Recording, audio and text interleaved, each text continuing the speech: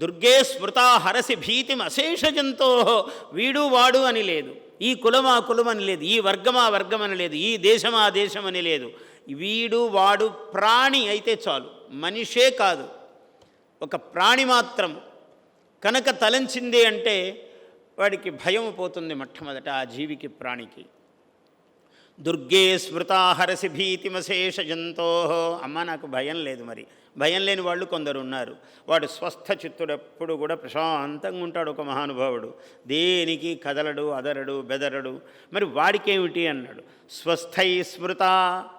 అటువంటి వాడు నిన్ను దలిచాడనుకో, వాడికేం ఫలమిస్తావు తల్లి? స్వస్థై స్మృత మతిమతీవ శుభాం దదాసి.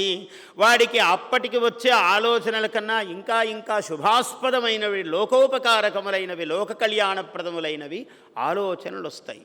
ముందు నీకు ఐశ్వర్యం ఎలా రావాలి అంటే బుద్ధి రూపముగానే రావాలి.